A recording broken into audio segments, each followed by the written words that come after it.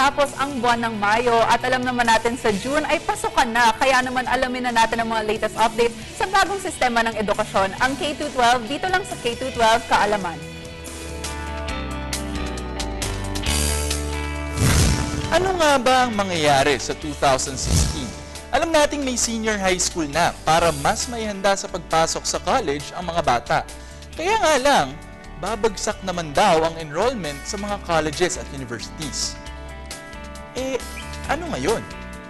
Alam ko na, kung mababawasan ng estudyante ang mga kolehiyo sa loob ng 2 taon dahil sa pagpapatupad ng senior high school, paano na yung mga propesor na nagtuturo lang sa mga first-year subjects sa kolehiyo?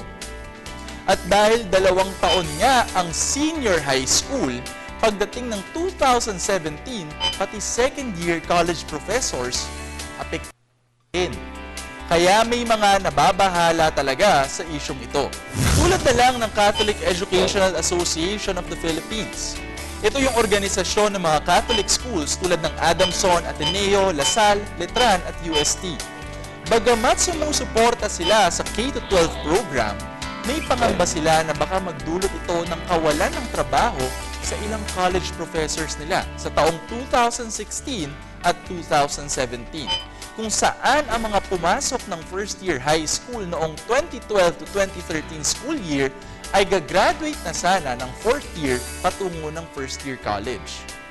Malaking problema nga yun pag nagkataon dahil hindi naman pwedeng matenga at di sumahod ang ilang college professors habang wala pang first at second year students.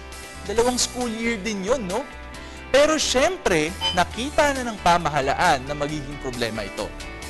Kaya naman ngayon pa lang ay bumubuo na ang gobyerno ng solusyon sa pamamagitan ng pakikipag-usap sa mga colleges at universities. Ang nakikitang sagot dito ng gobyerno ay ang pagturuin ng mga college professors at instructors sa senior school. Tamang-tama rin naman dahil may ilang general education subjects sa college na isasama sa pag-aaralan ng mga senior high school students. Kaya kung magtuturo man sila sa senior high school, tuturuan na rin nila yung mga dapat ay college students na.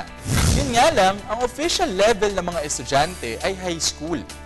Wala ring dapat ipangamba para sa kompetisyon sa mga gustong magturo sa senior high school. Sabi nga ng DepEd, priority ang mga college instructors at professors na kukunin bilang teachers ng senior high school. Kailangan lang nila na sila ay mga full-time professors sa pinapasukang universidad. At syempre, dapat may bachelor's degree na may kinalaman sa itinuturo nila.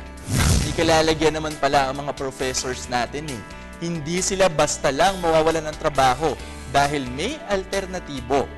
Kaya yung mga kinakabahan na maapektuhan, makipag-usap na sana kayo sa mga school administrators kung paano ang magiging sistema at proseso. Dahil sabi nga nila, daig ng maagap ang taong masipag. At dahil maagap kami dito sa K-12 Kaalaman, nakikita na namin pang malaman kung ano pa ang mga isyong dala ng senior high school kapag ipinatupad ito sa 2016. Yun nga lang, kulang na naman tayo sa oras. Bibigyan ko na lang kayo ng clue kung ano nga ba ang pag-uusapan natin sa susunod na linggo. Pakinggan natin to. Sapagkat lahat na ay nakahihipo, walang kasing dumit, walang kasing baho, bakit mahal natin ipinakatatago?